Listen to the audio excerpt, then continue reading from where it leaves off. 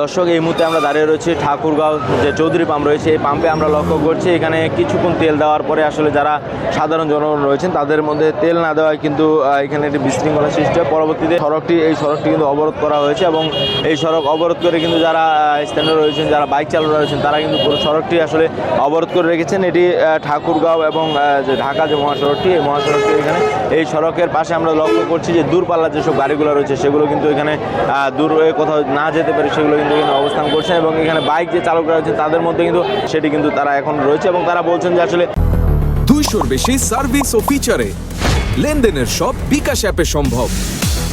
তেল না দেওয়া হলে তারা কিন্তু এখান থেকে যাবেন না এমনটি জানিয়েছেন এবং এখানে আসলে দুই পক্ষের মধ্যে একটি ছোট গণ্ডগোল হয়। গণ্ডগোল পরবর্তীতে এই সড়কটি কিন্তু অবরোধ করা হয়। অবরোধ শেষে এখন কিছুটা যদিও শীতল অবস্থা রয়েছে, এই সড়ক অবরোধে কিন্তু যারা দূরপাল্লা যাত্রীরা রয়েছেন এবং যেসব মালবাহী গাড়িগুলো রয়েছে সেগুলো কিন্তু এখানে অবরোধ রয়েছে, যার কারণে যারা স্থানীয় রয়েছেন তারা যে বিষয়গুলো বলছেন যে আসলে এই যে এই সমস্যা নিয়ে আসলে তারা এই সড়কটি কেন অবরোধ করেছেন, আমরা একটু কথা বলার চেষ্টা করবো তাদের সাথে যে আসলে কি কারণে তারা সড়ক অবরোধ করেছে।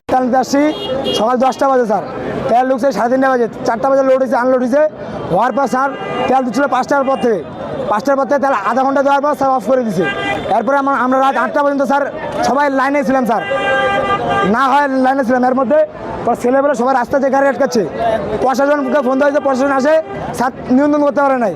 পরে ছেলেবেলে রাস্তায় যাওয়ার পর গাড়ি আটকেছে, স্যার আমি গেছিলাম। পরে এর মধ্যে আপনার ট্রাক সমিতির লোক, গাড়ি সমিতির লোক আমাকে নিয়ে যা ব্লেড মারছে স্যার, আমার শরীরে হাতে মারছে, তারপর আপনার এখানে মারছে স্যার, পিছনে এখানে মারছে, তারপর হাতের মধ্যে মারছে স্যার এখানে, তারপর এখানে ব্লেড মারছে স্যার। আমার অন্যায় ব্যাপার, এখন আমি স্টুডেন্ট হিসাবে আমি এটার বিচার চাই স্যার।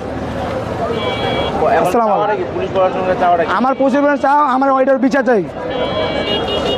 সব মিলে যদি জানাই যে এই যে চরম দুর্ভোগ, এই দুর্ভোগ কিন্তু সৃষ্টি হচ্ছে ফুয়েল না পাওয়ার কারণে, যার কারণে যারা স্থানীয় রয়েছে তারা বলছেন যাতে যেসব তেল পাম্পগুলো, যাতে যেসব পর্যাপ্ত পরিমাণে যে তেলগুলো আসে সেই তেলগুলো যেন বাইকারদের মধ্যে বা সাধারণ যে বাইক চালকরা রয়েছেন তাদের মধ্যে সরবরাহ করে, এমনটি তারা আশা করছেন। তাহলে হয়তো যে বাইক চালকের যে সমস্যা, এই সমস্যাগুলো আর থাকবে না বলে তারা জানিয়েছেন। তো সব মিলিয়ে ছিল আমার কাছে ঠাকুরগাঁও যে চৌধুরী পাম্প রয়েছে, চৌধুরী পাম্প থেকে সর্বশেষ।